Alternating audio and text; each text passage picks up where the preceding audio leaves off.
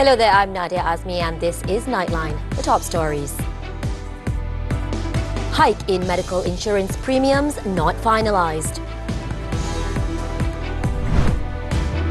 And RCI report on Batu Puteh reveals elements of betrayal.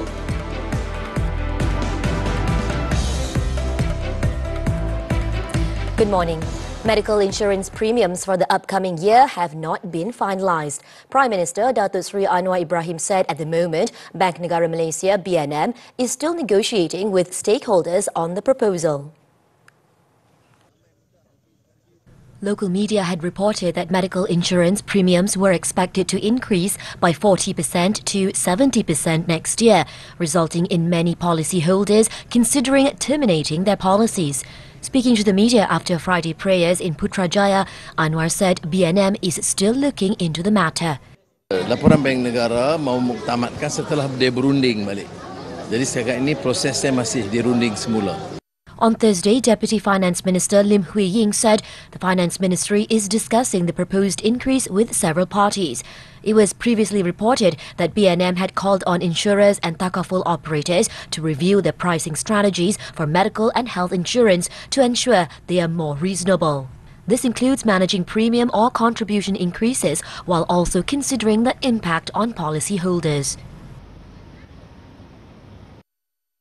On another matter, the Prime Minister has described that any failure in safeguarding the nation's sovereignty, including on issues surrounding Batu Puteh, as committing treachery against the country. Anwar said the findings of the Royal Commission of Inquiry (RCI) has revealed weaknesses in the handling of the matter, which is not something to be taken lightly.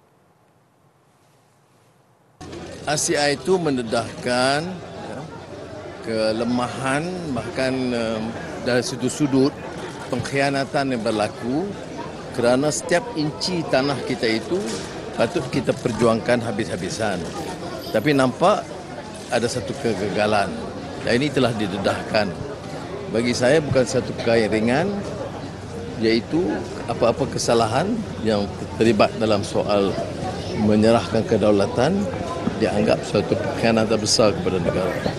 As such, Anwar said that any follow-up action following the revelation of the RCI report that was tabled in Parliament recently would be left to the rule of law and that the legal process must be respected.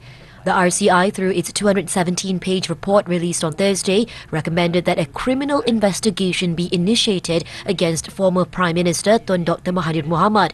The issue stems from the 2018 decision by Dr. Mahathir, who headed the then government, to withdraw Malaysia's application to review the International Court of Justice's ICJ ruling on Pulau Batu Puteh. It also declined to suggest that Malaysia submit a fresh request for interpretation to the ICJ, despite the option being available. Meanwhile, Dewan Rakyat Speaker Tan Sri Johari Abdul has confirmed that the RCI's report will be tabled in the Dewan Rakyat next week. The report is expected to be tabled by Minister in the Prime Minister's Department for Law and Institutional Reform, Datuk Sri Azalina Othman Said. Kita harap akan dibahaskan dan pemerintah dan juga media harus speak up supaya rakyat tahu apa yang berlaku dan dari situ kita tengoklah what's next. Johari said this to newsmen after the opening of a seminar at the Parliament building on Friday. On Thursday, Azalina said that a debate on the report would depend on the order of business for the day.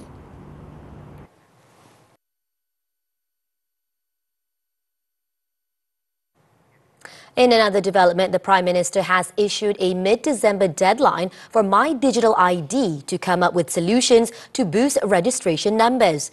Anwar expressed concern over the slow progress with only 1.3 million registrations as at December 5th, which is still too low. Anwar had previously stressed that My Digital ID should achieve 15 million registrations, including 1.3 million civil servants by next year. But according to Communications Minister Fahmi Fadil, the response has been lukewarm so far. Jadi Perdana Menteri merasakan jumlah ini masih terlalu rendah. Jadi isu dengan My Digital ID berkait langsung dengan keperluan untuk usaha ini dilipat gandakan.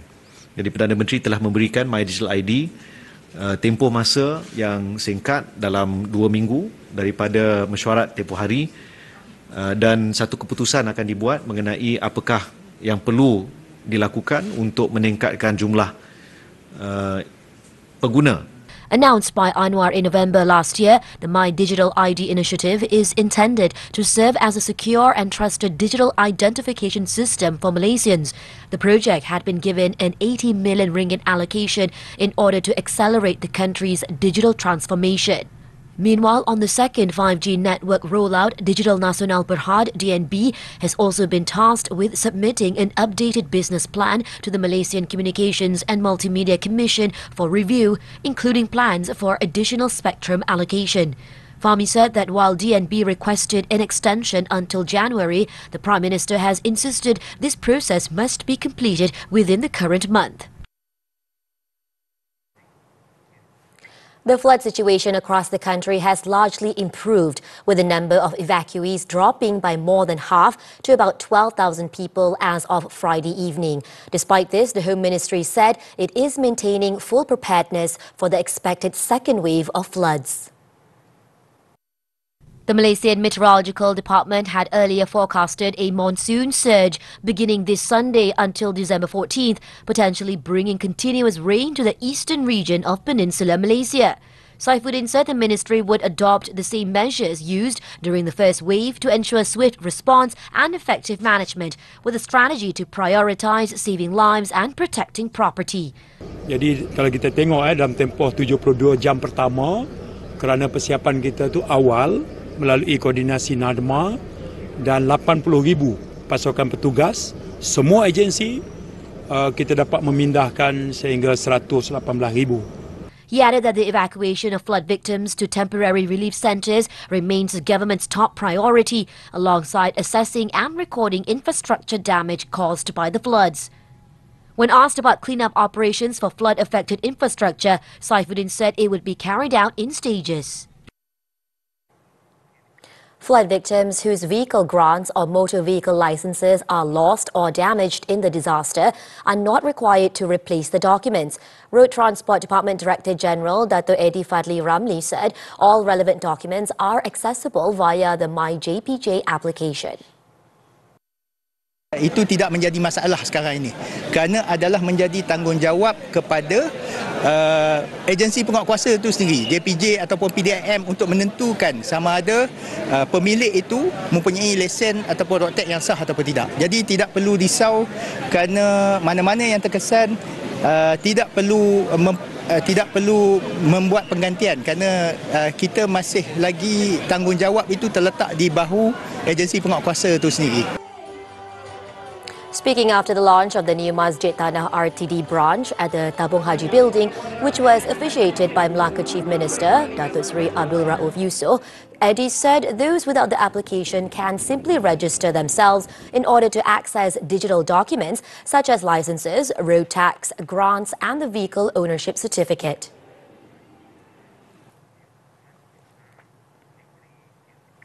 Celebrity preacher Azman alias Shah, or better known as PU Azman, will serve an additional 14 months in jail after he was sentenced at the Klang Magistrates Court on Friday after pleading guilty to committing gross indecency against a teenage boy 2 years ago. The 43-year-old was handed the sentence after a request to change his plea was accepted by the Attorney General's chambers. Magistrate Amirul Ashraf Abdul Rashid ordered Azman to serve his sentence starting Friday. He allegedly committed the offence towards an 18-year-old boy at a house in Jalan Sungai Berteh in Klang at 9:15 p.m. on June 10, 2022. The charge, framed under the Penal Code, carries a maximum sentence of 2 years imprisonment upon conviction. On September 27th, the Klang Sessions Court sentenced Azman to 24 years in jail and 2 strokes of the cane after he was found guilty of physical sexual assault against a 17-year-old boy. He's also facing 8 other sexual charges, including 5 charges at the Seremban Sessions Court. In Selangor, the Attorney General's Chambers AGC has rejected the representation submitted by the parents of Zain Ryan Abdul Matin, who had sought to have the joint child neglect charges against them withdrawn. Petaling Jaya Sessions Court Judge Dr. Shahliza Warno was informed of the dismissal on Friday by Deputy Public Prosecutor Raja Zaizul Farida Raja Zaharuddin. The parents of Zain Ryan, Zaim Ikwan Zahari and Ismanira Abdul Manaf, both aged 29, had their representation submitted to the AGC on November 19th by their previous lawyer, Fahmi Abdul Moin. On June 13th, they claimed trial to a joint charge of neglect which may have caused a physical injury to their 6-year-old son. They pleaded not guilty to the alleged offence committed between 12 p.m. on December 5th until about 9:55 p.m. on December 6th last year in Damansara Damai. The couple is currently out on 10,000 ringgit bail each. The court fixed January 10th for next case mention. The case trial is scheduled to take place from February 3rd to 7th, followed by February 17th to 21st and March 19th to 14th. In Pulau Pinang, a teenager died while 2 others were severely injured after the car they were travelling in collided with a road divider at a toll plaza on the North-South Expressway in Butterworth on Friday. In the 9:40 a.m. crash, 18-year-old Muhammad Adam Mifdal Muhammad Effendi was confirmed dead at the scene. Kepala Batas Fire and Rescue Station Operations Commander Idrus Zakaria said they were alerted to the incident at about 9:44 a.m. Initial investigations revealed that the incident occurred after the car skidded while travelling southbound towards the Sungai Dua Toll Plaza before ramming into the divider, causing the front of the car to be destroyed.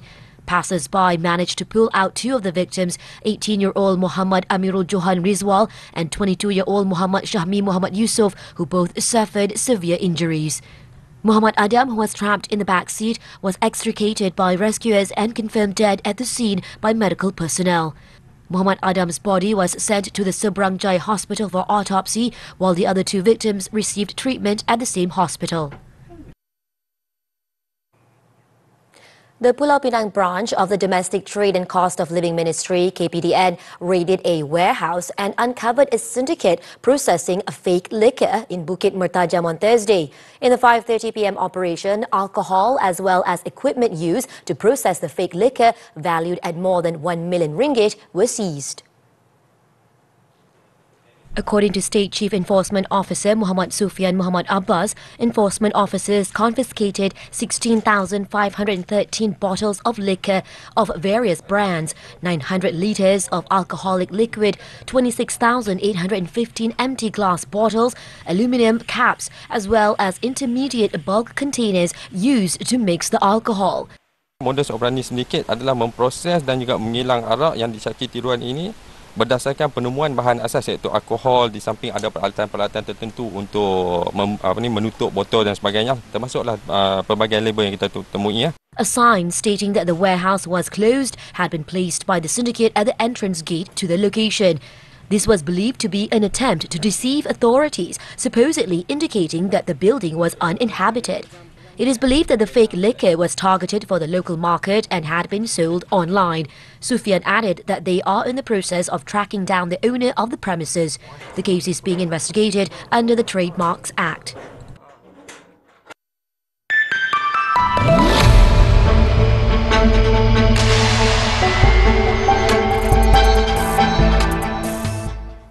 Only about 2.65 million active formal members of the Employees Provident Fund aged 18 to 55 have achieved basic savings according to their age as of October 30th.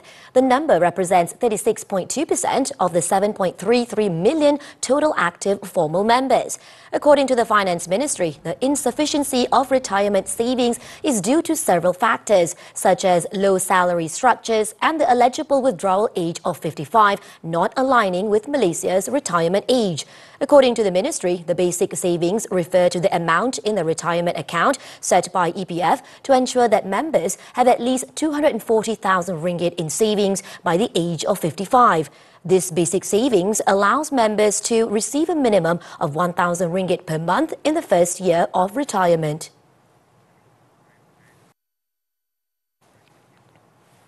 Global crude oil prices are expected to be lower next year. BMI, a unit of Fitch Solutions, revised downwards its annual average of $76 per barrel for Brent crude in 2025, down from $78 per barrel previously. In a research note on Friday, BMI said oil prices are expected to start 2025 at a slightly lower level than anticipated in August. It added that a second Donald Trump presidency term holds mixed meanings for oil prices, with the impact likely to be net bearish versus the Kamala Harris term, at least over a 6 to 12-month horizon. In the meantime, BMI is currently forecasting oil demand to remain relatively well supported, with 2025 growth staying broadly on par with 2024 levels.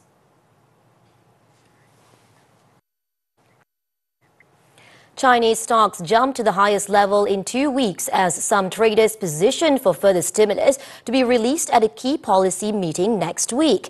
The CSI 300 index, which tracks onshore stocks, rose 1.3% on Friday, led by financial and technology shares.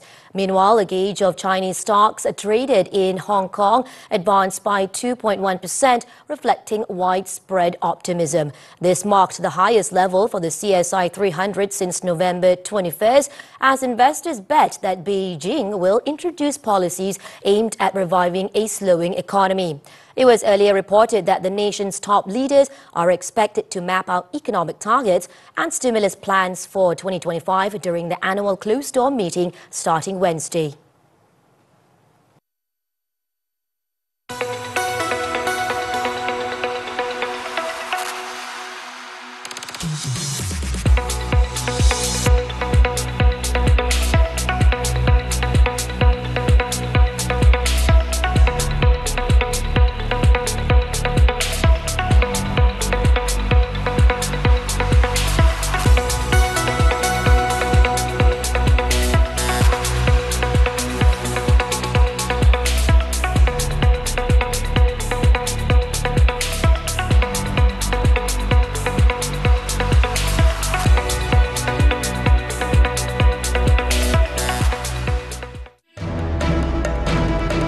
Sporting's losing streak continues. Some football action after this breather.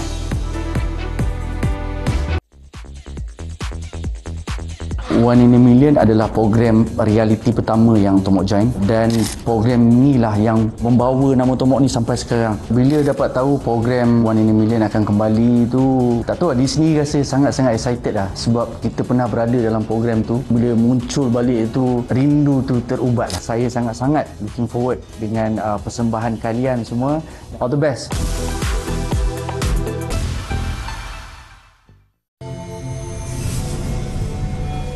Uncover one of the most deceptive and heartbreaking issues of our time. When a person, a stranger, asks you to transfer some money, before you do that, at least consult your friend. Yes. If a person loves you, they won't ask you money. That's the basic rule. Join us this episode on Women Talk every Saturday 5 p.m. only on TV3. Stream now on Tonton.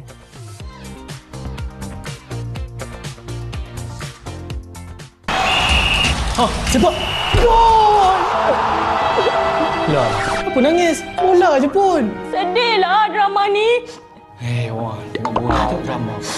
Korang tahu tak ada banyak drama dengan filem Korea dekat Tonton?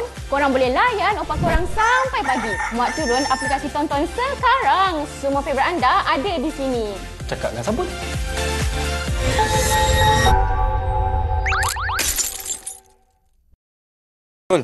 Biar tak handsome janji banyak undi. Untuk korang dekat luar sana, jangan lupa untuk langgan Tonton Up dan boleh undi ketorang sebanyak 100 kali. Betul. Kalau dekat Tonton biasa boleh undi 50 kali je. RM20 untuk 3 bulan. Memang berbaloi. Kalau anda yang bertuah tu boleh menang Smart TV setiap minggu juga. Setiap minggu bang. Jadi jangan lupa undi kami dan jadikan kami lelaki terhangat di Family Duo. #berduo lebih baik. Welcome back. Sports now, badminton. Coaching director Wong Tat Meng will part ways with national professional men's singles player Lee Zijia at the end of this year. Wong became Lee's coach in May 2023, replacing Indonesian coach Indra Wijaya, who left due to the 26-year-old's desire to explore new coaching approaches. In a statement on Friday, Lee said Tat Meng will serve the team until the end of his contract and is now preparing him for the upcoming BWF World Tour Finals. Wong played a key role in helping the Kedahan shuttler return to the world's top 10, winning titles and securing the bronze medal in the 2024 Paris Olympics. Lee added that a successor to Wong would be appointed in due course as preparations are made for the 2025 season and the next Olympic cycle. And now turning to football, the Portuguese Primeira Liga. Reigning champions Sporting suffered their third defeat in a row for the first time in over 5 years after losing 1-2 away to Moreirense.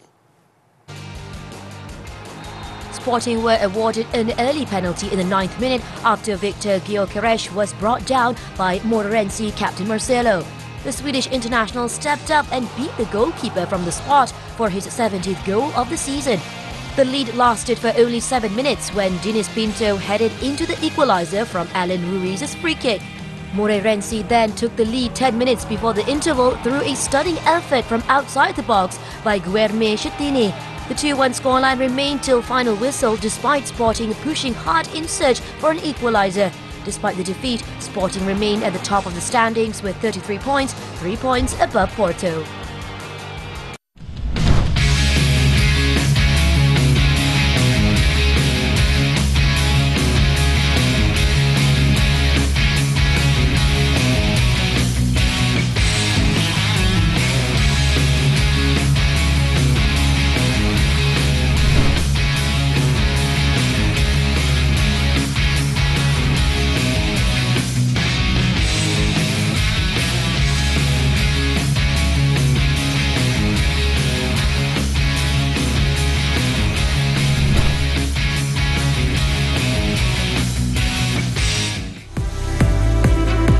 South Korea's opposition leader warns of another martial law attempt. The details when Nightline returns.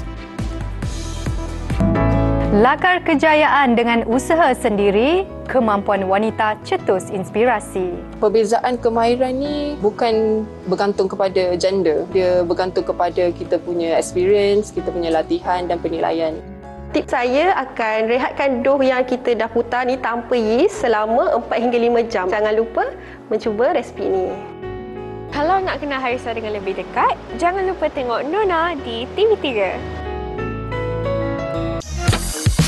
Dan ini bahagian kepala dia. Yang mahir makan temulok ni memang kuasan telundu, babanza, iban seboyang. Memang betul-betul sedap. Belum berjumpa, betul-betul penat sekali. Bila dah jumpa, tenang hati, tiba-tiba belah, terus masuk mulut. Wow, temulok. Dalam tempoh 3 hari 2 malam ni, kita target kita akan selesaikan lebih kurang dalam 50 kes. Kita tak nak dia orang terticir daripada bantian ni. Data-data tu akan gunakan pada pembangunan negara dan akan memberi manfaat kepada semua rakyat. Alah, dah habis tak sempat nak tengok. Drama TV3 Mak? Tengok je lah, tonton. Telefon nak buat? Kan inform Mak. Mula-mula Mak buka tonton, lepas tu tekan sign up here untuk buat akaun baru. Isi nombor telefon, email dengan password. Masukkan nombor TAC dan siap. Ya, senang je. Jadi tengok dasar? Boleh lah. Jadi dah drama Mak tu.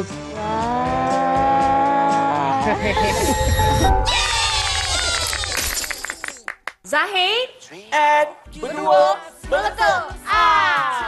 Okey, korang kena tengok kami di pentas Family Duo. Tapi korang kena support kami dulu dengan undian kasih undi 100 kali dengan tonton up.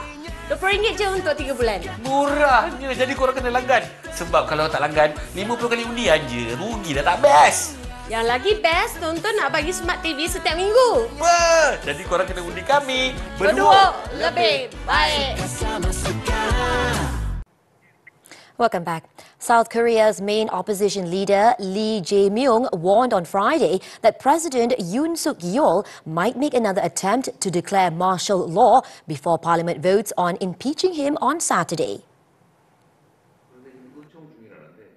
As Lee prepared for an interview at his National Assembly office on Friday, rumours spread that Yoon might visit the parliament, prompting opposition lawmakers to gather to block him, fearing another attempt at martial law.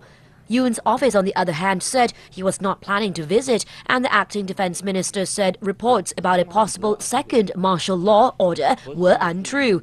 However, Lee said there was still a possibility of another spontaneous declaration to try to turn around the situation, though he did not offer substantive evidence. Earlier, the head of South Korea's ruling party, Han Dong-hoon, has called for the swift suspension of Yoon's powers, citing credible evidence that he sought the arrest of political leaders during his failed declaration of martial law. Yoon's late-night decree on Tuesday plunged Asia's fourth-largest economy into turmoil, with Lee's Democratic Party and other minor parties pushing to pass an impeachment motion against Yoon as early as Saturday afternoon. French President Emmanuel Macron has vowed to appoint a prime minister in the coming days. The premier would be tasked with forming a government of general interest in order to pass a budget. In a 10-minute address to the nation on Thursday, Macron thanked Michel Barnier for his dedication during his brief term as Prime Minister. The National Assembly is now split into three big voting blocs: the left, centre and far right. If Macron's next choice of Prime Minister is to last, it is thought at least part of the left bloc will need to be persuaded to join the next government. His remarks came after French MPs voted overwhelmingly to remove Barnier on Wednesday, only 3 months after he was appointed by Macron. Meanwhile, Parisians expressed concern on Friday over the collapse of the government, with some accusing President Emmanuel Macron for the political crisis in the country. Au jour d'aujourd'hui, nous n'avons plus de gouvernement. On ne sait pas quelle est l'issue de ce gouvernement. On espère que tout va s'arranger, que le président Emmanuel Macron va se remettre en question, que tout le monde souffre dans cette situation. Et j'ai écouté son discours. Ce n'est pas nous les Français qui sommes responsables, mais lui qui nous gouverne, qui est responsable de cette situation. Donc qu'il puisse se remettre un peu en question et se mettre un peu à notre place, de comprendre les difficultés qu'on rencontre tous les jours. Moi j'ai peur en vrai. Je suis un peu... De toute façon, on était en colère contre ce gouvernement depuis le début, puisqu'on ne l'avait pas attendu, on avait voté, le nouveau Front Populaire avait gagné et on a eu un Premier ministre des Républicains. Donc là, on a espoir que Macron prenne ses responsabilités et on a peur, on est dans l'attente. Qu'apparemment, qu'il y a des incompréhensions entre tout le monde et que c'est le bordel. Et voilà, j'espère qu'ils vont arriver à s'entendre parce que là, on n'avance pas en fait. Australian police on Friday were searching for two masked suspects after a synagogue was set on fire in the southeastern region in an attack condemned by the Prime Minister as an act of anti-Semitism. According to officials, worshippers fled from the Adas synagogue in Melbourne when the blaze took hold around 4 a.m. Friday morning. Police said a worshipper who was at the synagogue for morning prayers saw two people who appeared to be spreading accelerant inside the building before setting it on fire. Officers from the Victoria Police Arson and Explosive Squad were investigating what they say was a deliberate attack on one of Australia's most significant Jewish centres. At least 30 Palestinians were killed and several others were injured on Friday when Zionist forces bombed areas surrounding Kamal Adwan Hospital in Beit Lahia in northern Gaza. The hospital, one of the few remaining medical centers in the region, was surrounded and stormed by Zionist military forces under heavy fire. The troops ordered all staff, patients and displaced people into its courtyard before allowing them hours later to return inside. Though some staff, including its Indonesian emergency surgery team and some displaced, were ordered to leave the premises for good. Eyewitnesses also reported intense Israeli gunfire and artillery shelling in the vicinity of the hospital, which has faced repeated targeting and raids. Zionist forces also blew up a residential block near the Kamal Adwan Hospital, killing several civilians. In a separate attack in northern Gaza, airstrikes by Zionist military hit the Al-Rafi school in Jabalia al-Balad, where displaced Palestinians were seeking shelter, resulting in 2 deaths and several injuries. Meanwhile, the World Health Organization's regional representative said that the United Nations Health Agency has no indication that a warning was issued before Israel's bombing of the Kamal Adwan hospital.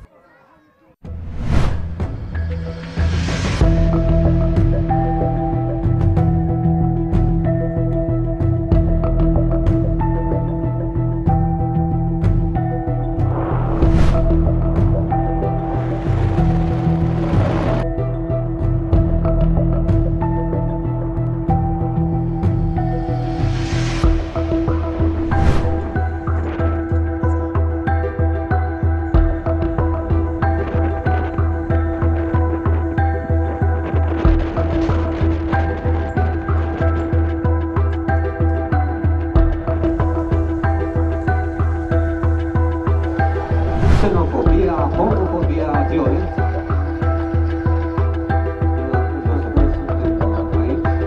Trebuie să-și plecăm pentru că sunt oameni numai informați, pentru că o să vă spunem în repetate rânduri.